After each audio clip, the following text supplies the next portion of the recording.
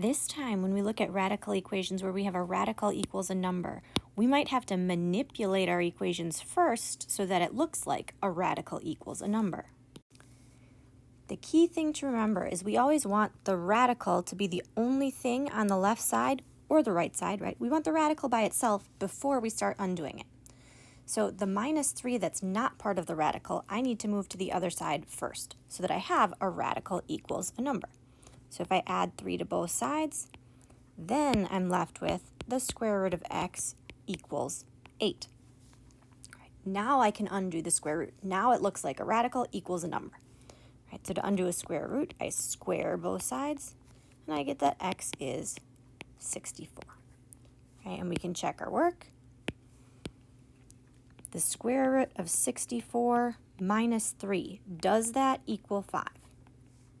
Right? When we're checking, remember we never move stuff side to side, right? We just find the answer to each side separately and make sure the two are the same. So the square root of 64 is 8 minus 3. 8 minus 3 is 5. So I have 5 equals 5, which means 64 was the correct answer. If we look at another one, this one's a little bit different because it's a fourth root, but this time the part that's not underneath the radical is this 2 in the front. There's not an addition or subtraction sign in between the 2 and the radical, which means we're multiplying. So to undo the multiplying by 2, I need to start by dividing both sides by 2. Then I have the fourth root of x plus 20 equals 2. Now I can say I have a radical equals a number. Right, so now I follow those same steps as before. To undo a fourth root, I use a fourth power. The fourth root and the fourth power cancel out. All that's left is x plus 20. 2 to the fourth power is 16. 2 times 2 times 2 times 2. And then finally, to get x by itself, I subtract 20. A common mistake people make when they get to here is saying, oh, it was an even root, I can't have a negative answer, right? But that's not quite the same thing, right, as what we got here. So if we go back and check, is 2 times the fourth root of negative 4 plus 20 actually equal to 4? Right? 2 times the fourth root of, well, negative 4 plus 20 is 16. And that's 2 times the fourth root of 16 is 2. 2 times 2 is 4. So we get 4 equals 4, which means negative 4 does work, even though it's a negative number, right? We're putting the negative number under the radical, but when we do the rest of the stuff under the radical, the part underneath the radical is still positive. What if there's both adding and subtracting and multiplying that are not part of my radical? I want to have the radical equals a number, right? Just like normal solving an equation, right? If this was 4 times the radical plus 12 equals 28, right? You would know how to get the radical r by itself, right? We would subtract 12 first, and then we would divide by 4. So here we have 4 square roots of x minus 7 equals 16.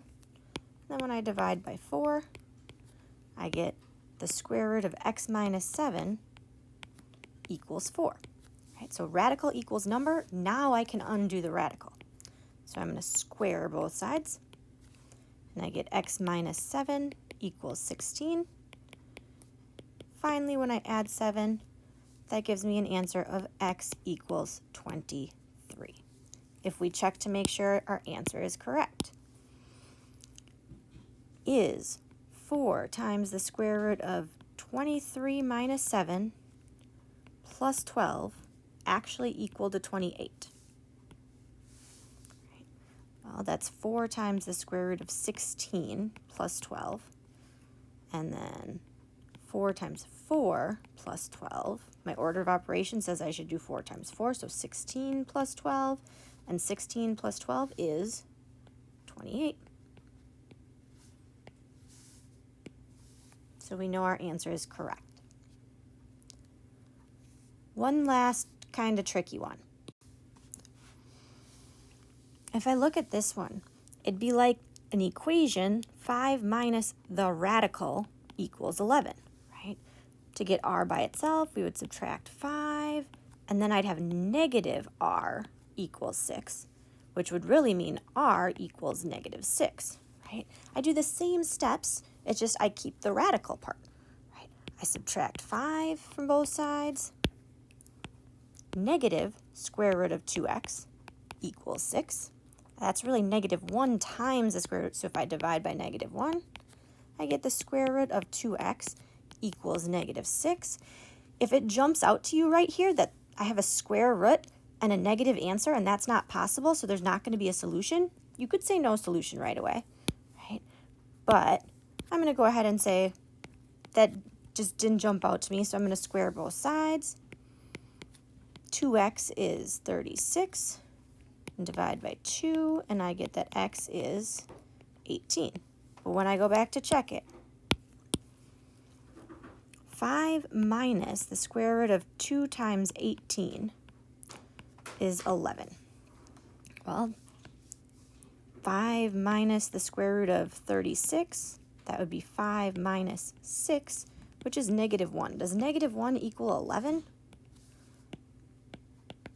So that is not an actual answer, which means there's really no solution.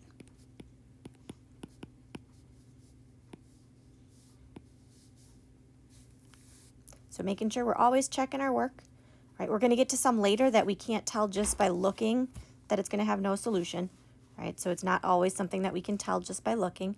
So always want to check our work. And seeing if you could try a few more problems similar to those yet.